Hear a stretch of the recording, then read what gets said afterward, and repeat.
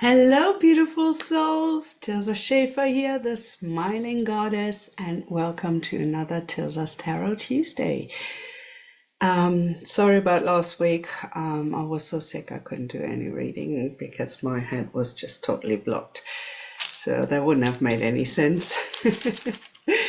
But a lot better now, not totally back to 100%, but enough to do another wonderful reading for you today for the coming week. So we're starting as usual with our goddess of the week, which is Seshat. There you go.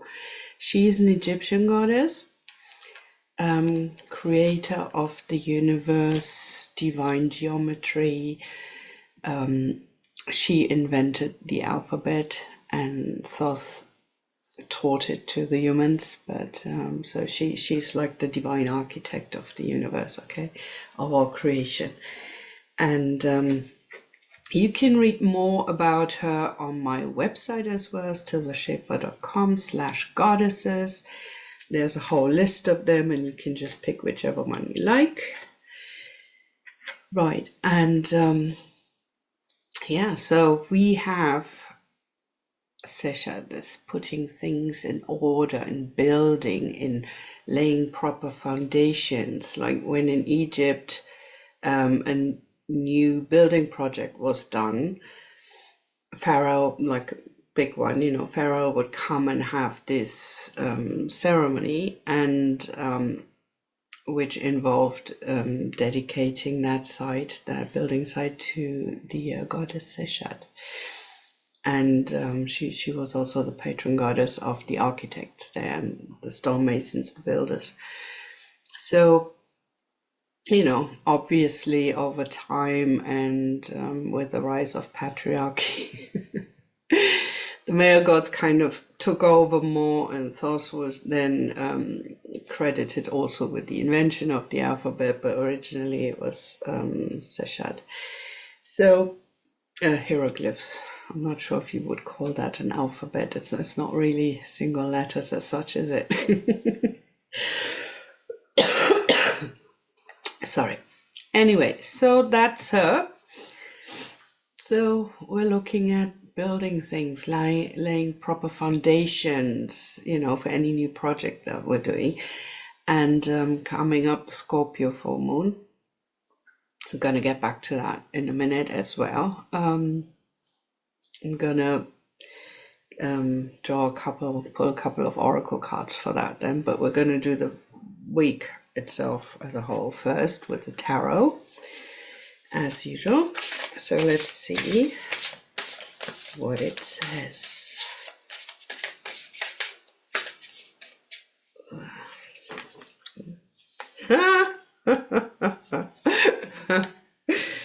Yeah, well, there you go. We're starting with the moon card,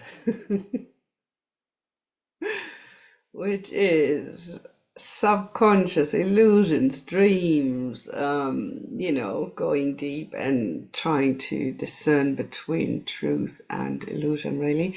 But it's also obviously full moon, full steam ahead here. Then we've got the Nine of Wands. Okay, that can get a bit heavy this week, just simply because things get intense and might be a little bit of a struggle, but hang in there. The end is near, and you're gonna get through that all right, okay? So, and the Three of Wands is like new horizons are opening up. We're looking at looking out, looking far, where we're going to go. You might want to make travel plans, or have that inner journey, have a wider horizon now, have new insights, and look ahead. You also want to do long-term planning. That vision opens up when you see how that's going to go out, play out long term, whichever project you're working on or phase of life that you're looking at. So it is intense, but it will also open up new perceptions, new ideas, and looking ahead for a longer period of time. Okay, so yeah, that's a beautiful, very beautiful reading. And as we know, Scorpio is all about the underworld, the subconscious, death, transformation. I'm a Scorpio, so very familiar with that concept.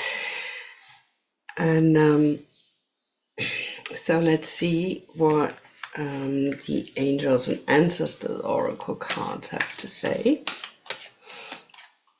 about this new full moon phase, Scorpio.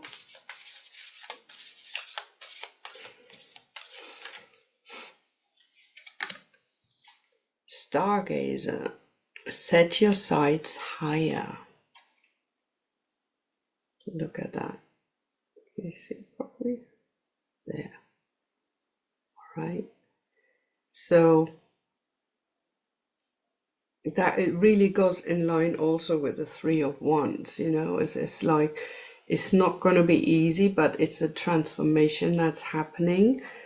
You will have to face the dark shit, but you also, you know, this card reminds you to keep your vision on the end goal, to look out, to see the whole picture, and you know, don't make yourself small.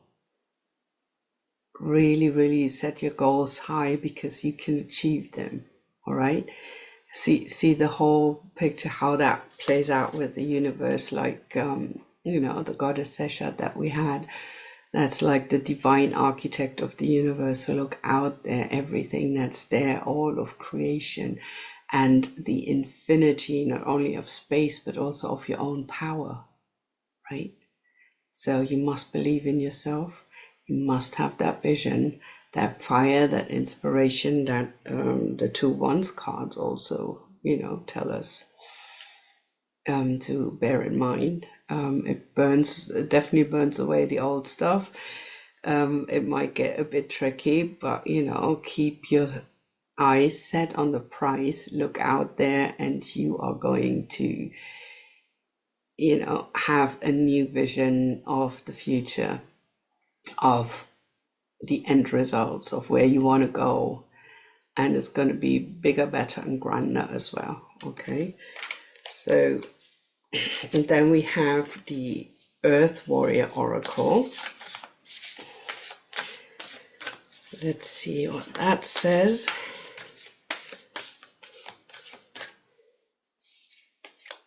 Okay. 42, Kanyini, in each other we find ourselves. So that's a great reminder. Tell us, remember, we're all one, we're all connected, right? Isn't that beautiful? So,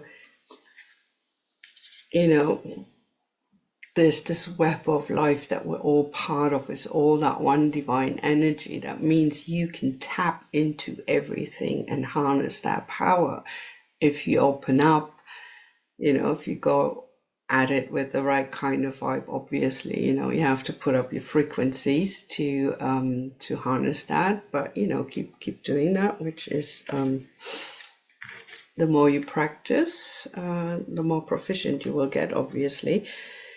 And also keep the greater benefit of the whole in perspective. Don't be selfish. There is, whatever challenge you're facing or the problem that you want to solve, there's always a win-win situation somewhere. And your task is to find that. And when you know, go outside, step outside of the ego and all the limitations that has, you can actually get like the large picture, and you can see how that all affects each other. Okay, and the ripple effects that your actions, thoughts, and emotions have around you. on yourself and on others, as within, so without. So keep that in mind, bear that in mind, and have a look at the best possible solution for all concerned, whatever you're facing, okay? And that, as long as you do that, keep your eyes on the higher goal, the higher perspective, and look out there.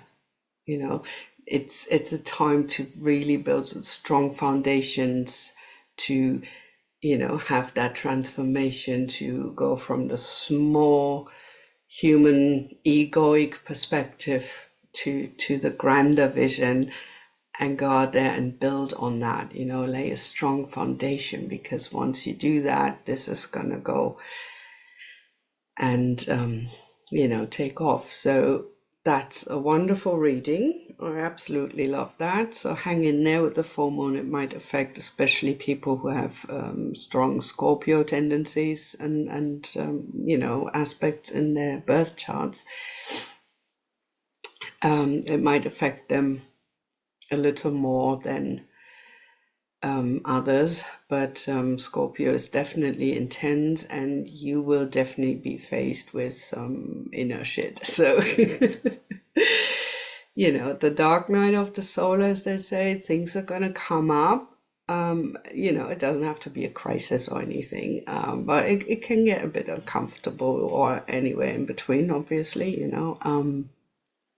But yeah, the thing is, when you face those dark aspects, then it's time to bring them up for healing, for release, and freeing yourself from that, gaining a higher perspective, and transformation is going to come with that, right?